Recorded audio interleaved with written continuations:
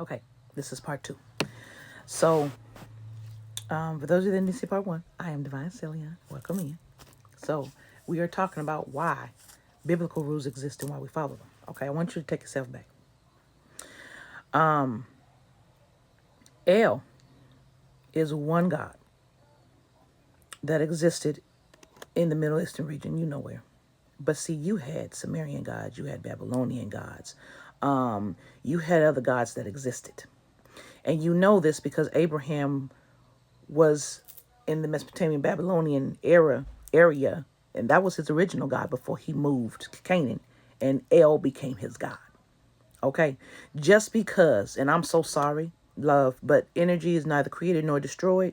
So just because you may follow El, or as we know as God, doesn't mean the other ones get destroyed or get forgotten. No, they don't get absorbed into El.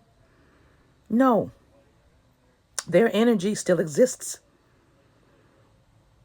That's a rule of science, and that is a rule of nature. So that energy is still around. Okay. And no, it may not be El attacking you, but it can be other spirits. Hence why we call them spirits. Anyway, so I was saying that before you even stepped foot on this plane, you had the whole Anunnaki thing going on. You had the old Egyptian ruling going on. You had different cultures with different gods going on. You had Nephilim. You had fallen angels. You have watchers. You have all these things. Did you think they left? Did you think they got erased and destroyed? No. Energy is never created nor destroyed. It always is. It always is. And it is split. This is why you have different things. It is split. Okay? And reality is also created on what you believe and other things. So it's a whole melting pot of things. That is why everything is possible. Well, within this huge possibility and what is behind the scenes that y'all don't know and that that influences these realms and multiverse that you don't understand, you only see small things like spaceships, demons, angels, things that shouldn't exist phased into time, phased out of time, because it's time and space, not just time. And time does exist, just not the way we have it. It's cyclical. It's not linear. And it's like, time is really like Wonka's great glass elevator. If you don't know what that is, go look that up. That was one of the books, and that's one of the movies they did make based on the book. But you got to think of Wonka's great glass elevator. It can go anywhere at any point at any time, in any space. That's time. So there are things outside of your periphery that you see every day that you don't pay attention to. This is why you don't take things for granted. And there's things that exist that you don't know about. You don't agree with, you may not know. It doesn't matter whether you agree with it or not. That's why they say, whether you're atheist or not, it does not matter whether you agree with it or not. It exists. Okay? You don't have to believe it to exist. It just does.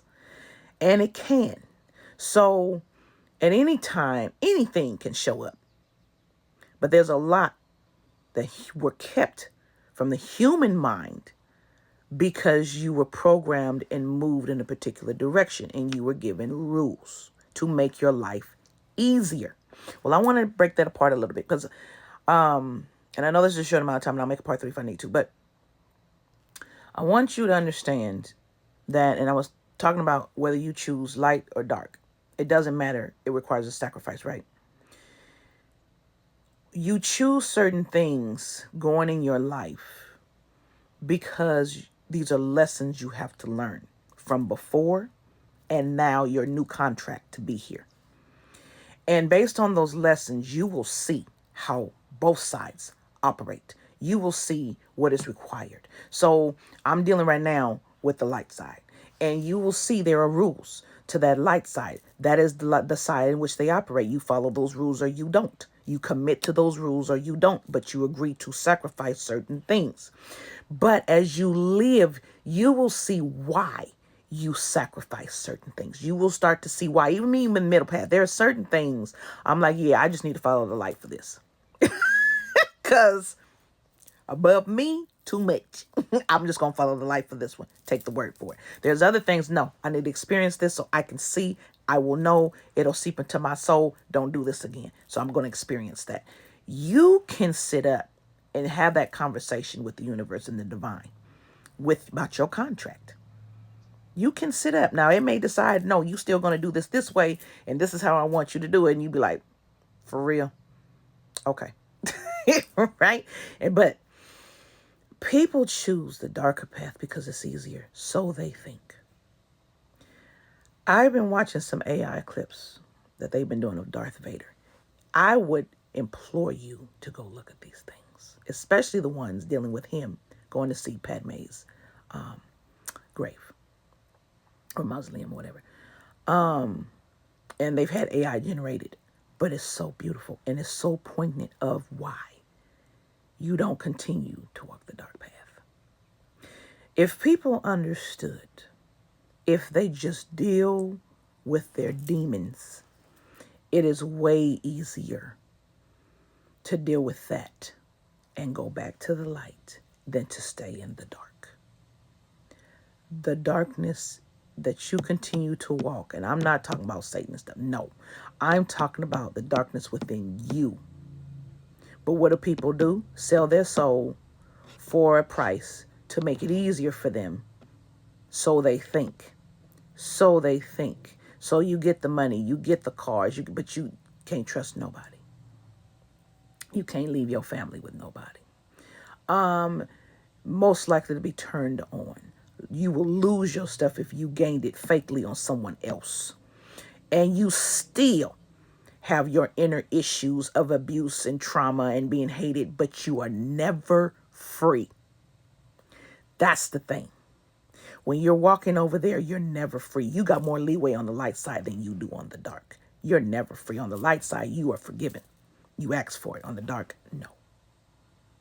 And guess what? If you decide to walk darker and not let that pain go and not forgive yourself and not allow yourself to be forgiven, guess what happens? You got to come back and do it all over again until you do, and then you still have to walk the lessons of the light.